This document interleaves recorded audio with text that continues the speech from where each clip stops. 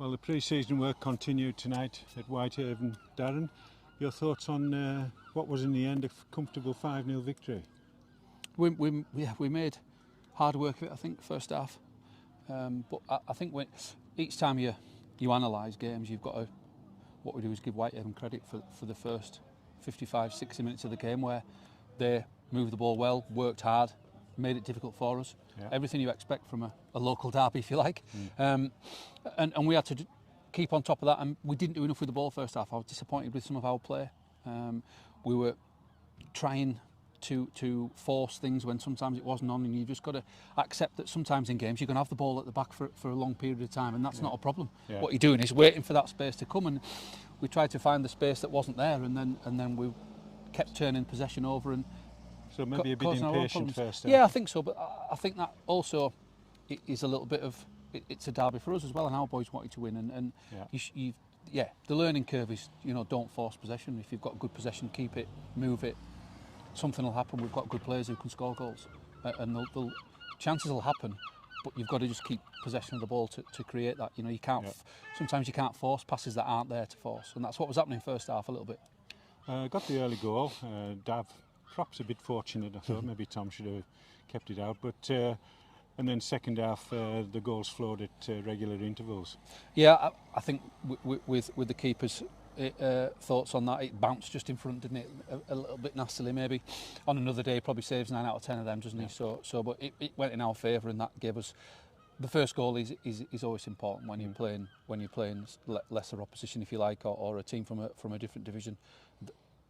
That gives you the precedence then to what we thought, keep the ball and go and get more. But the second half performance was much more of what we want. Movement, forward runs, forward passes with not so much percentages, but with a purpose and a reason, and runs that are into the right spaces. So yeah, there's a lot of positives. Obviously, with scoring 5, it probably could have been a bit more. The keeper second half did very well for them. Yeah. So overall, we've picked up no knocks or injuries, so we can go to train on Thursday now. 5 individual goals. Which was the best one from the dugout? Yeah, there were some good ones. I think Sharif's carbon copy again was the one, wasn't it? That's he's shown what a good footballer he is. He was unlucky first half. I think he was making runs and not getting seen, and then after he made the run inside, it looked like we'd lost our balance and shape, but people weren't spotting his run. That was also. He's got to stop scoring these worldies though. We've got to keep him under the radar. Well, I prefer a 5-yard tap in me, because it's going to go in. But hey, he's got that in his locker. He's done it in training. He's a confident boy. So if we can try and keep hold of him, that'll be great. Any progress on the situation? I have had a chat with him this evening, and he's taken an offer with him. He's going to speak to his parents, and then he's coming back for training on Thursday. So fingers crossed. Has he enjoyed it? Yeah, no, absolutely. He's fitting really well, actually. He's quiet, but he's confident, and you can see he's been in a changing room where there's been characters, because he's got a good character himself. So I also like the fact his work rate is great. You don't have to keep telling him to work. He knows when to squeeze, when not to squeeze, and he's quick with and without the ball. So yeah, if we can get him over the line, I think he'll be a good addition.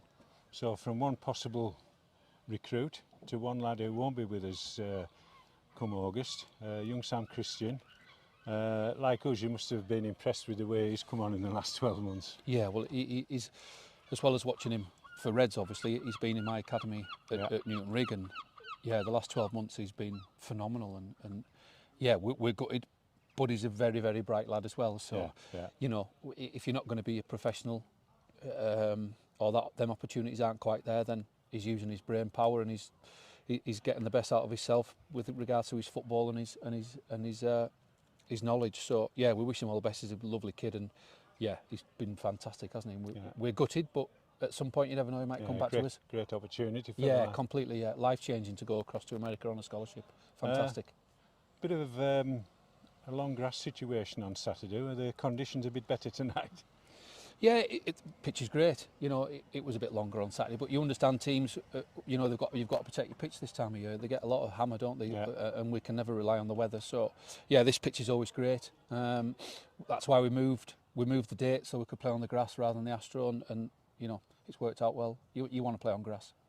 Final game on Saturday then, and it'll be a young Carlisle United side that comes through. What's your situation with numbers? 1 or 2 missing, I believe, still?